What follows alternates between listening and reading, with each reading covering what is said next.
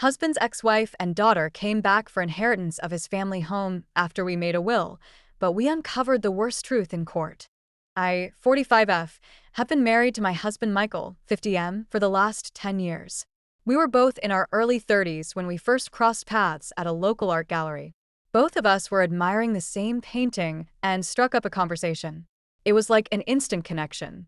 He asked me out on a date, and as we got to know more about each other, it felt like I had known him forever. I am the oldest of 3 children in my family. Money was always tight for us, but manageable. We could afford to go for fast food only if it was our birthday.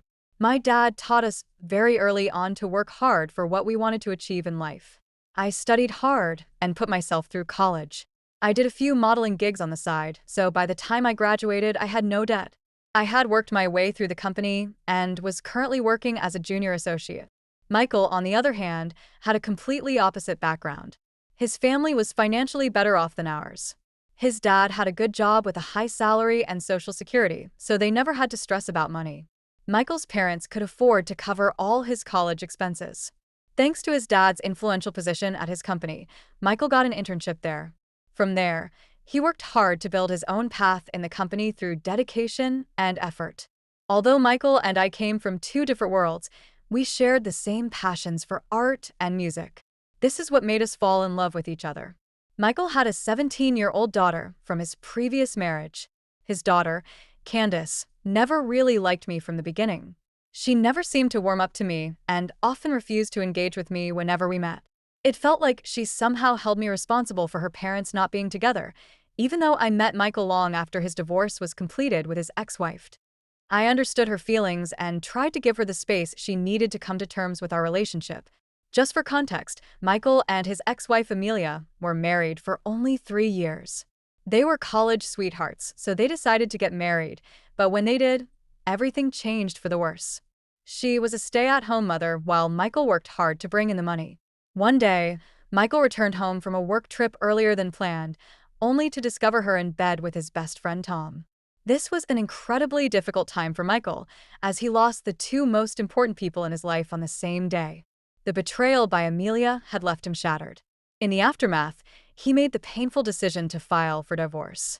The divorce proceedings between Michael and Amelia were painfully bitter, primarily because Amelia was determined to retain ownership of their house, even though it belonged to Michael. The battles didn't just end with the property, they extended into a challenging custody dispute over Candace as well. Due to Amelia's infidelity during their marriage, the judge ultimately didn't grant her ownership of the house, but did grant both parents custody, ensuring that Candace would continue to have a connection with both of them.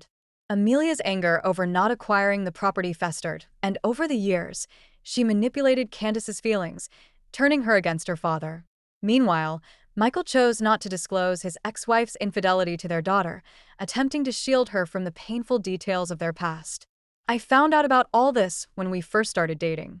Michael wanted to be completely honest with me about his past, and I really appreciated that. Once Michael had invited Candace to join us on a trip to Africa, hoping it would provide an opportunity for us to bond, I was optimistic and thought it could be a turning point for our relationship. Unfortunately, it didn't quite go as planned. During the trip, Candace seemed irritated at me and often erupted into sudden, unprovoked anger. If I got too close to Michael, she would lash out using hurtful words like gold digger. Michael was quick to admonish her for her behavior, but she would just smirk at me, making it clear that she wasn't ready to accept me into her life.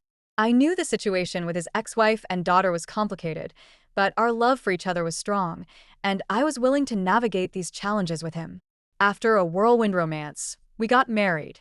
It was a small, intimate ceremony with just our closest friends and family. We were excited about the life we were going to build together.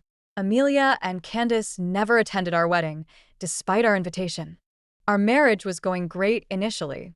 We traveled the world while we both continued with our jobs. I was deeply passionate about my career, and I had no intention of giving it up. Meanwhile, Amelia was living together with Tom after their divorce. Candace had her own apartment, thanks to Michael's financial support, and she was working as a social media executive in a reputed company. 3 years into our marriage, we were overjoyed to welcome our son. However, the pregnancy had been tough on me, and it was made even harder whenever Candace came to visit. She would make cruel, unsolicited comments about my weight and appearance. Whenever Michael wasn't around, she would remark that he would eventually leave me now that I was a fat cow. This deeply troubled me, and after I shared my concerns with Michael, he decided that Candace would no longer visit our home. They began meeting at cafes instead to avoid any further distress for me. When our son, Nick, was born, we were beyond happy. Despite becoming a parent, I was determined to keep working, so we decided to hire a babysitter to help us care for him when my maternity leave ended. I eagerly returned to my job, even though we were in a stable and comfortable place in our lives. I cherished my financial independence and the ability to continue pursuing my career. If Candace had issues with me before, they seemed to intensify after Nick came into our lives. At family events, which we would sometimes organize, she would target Nick, attempting to bully him, which left our son in tears and seeking our help. While I understood her hate toward me, I couldn't stand by and allow her to take her anger out on Nick, our innocent little boy. I banned her from ever coming to our house again, and we also stopped hosting family events at our house since then. Now, coming on to the issue at hand, as we are getting older, Michael and I realized the importance of planning for the future. We decided to create a will to ensure our affairs were in order. Given that Michael had already provided a flat for Candace, he designated me and our son as the inheritors of our family home. His remaining assets, which were the money and his personal savings account, would go to Candace. Meanwhile, I had my own assets, which I intended to leave to my son, ensuring that he would be well taken care of throughout his life. We both felt this was the right decision to secure our family's future and provide for Nick as he grew up. When Amelia and Candace got wind of our will, all hell broke loose. I'm not sure if Michael mentioned it by mistake or if his parents did, but they were not happy at all. Amelia called Michael, demanding that they deserved to have the house since she was married to him first, but he firmly stood his ground. He reiterated that he had always provided for Candace, from her child support to her college expenses to buying her an apartment.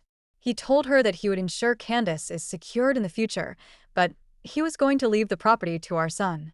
This seemed to anger her even further, and Amelia sent me a long text message where she called me every name in the book. I showed Michael the message, who asked me not to engage with her further and block her immediately.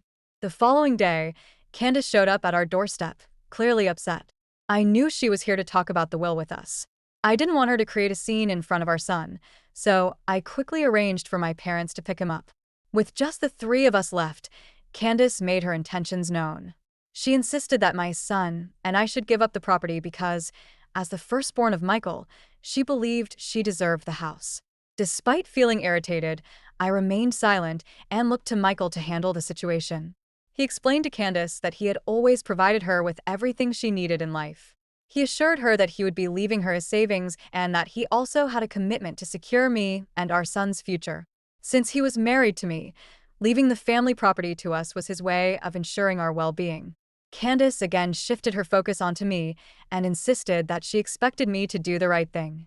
I calmly expressed my support for my husband's decision, which only seemed to infuriate her. She raised her voice and threatened to take me to court. At this point, I didn't want to escalate the situation any further, so I requested that she leave us alone. As anticipated, in a few weeks, I received a legal notice informing me that both Candace and Amelia were taking me to court over the property. Their accusations included the claim that I married Michael for his money and had manipulated him into taking away their family property. Michael and I consulted our lawyer, and we were assured that Candace and Amelia didn't have strong legal grounds to support their claims. However, despite the legal advice, I couldn't shake my worries, and we anxiously awaited the court's ruling.